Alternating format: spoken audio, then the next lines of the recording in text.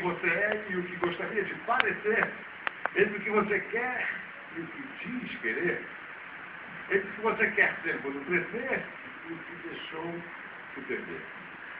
entre o que você vê e o que não vê, entre o seu olhar e o que suas mãos podem tocar, entre Cianorte e Belém do Pará, entre a Rua da Praia e o Guaíba, entre tudo o que você vai esquecer das lembranças que nunca irão se apagar,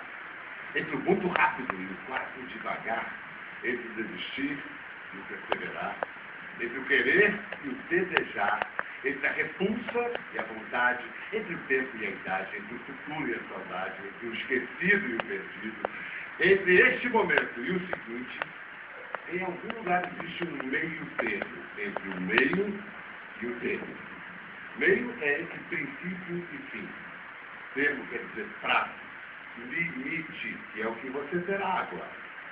Entre a estratégia de casal e o de perto ninguém é normal, entre a sua ousadia e a paciência nossa, entre o que você gostaria e o que você gosta, entre o autor e a obra, entre o desperdício e a sobra, entre construir, difícil, e destruir,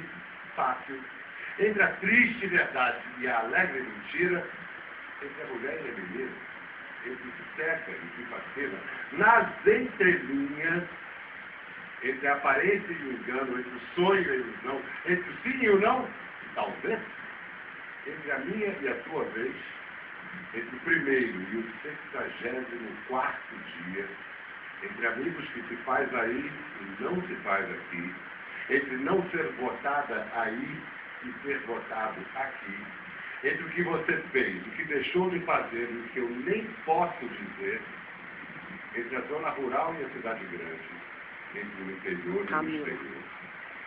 entre o B e o BBC, aqui entre nós, entre mentes, entretanto, entretendo, entendendo que entre vocês três, entre eu e mim, e entre nós dois e vocês, entre, a porta está aberta. Ainda que seja a porta de saída, entre sem bater. Por aqui, Camila.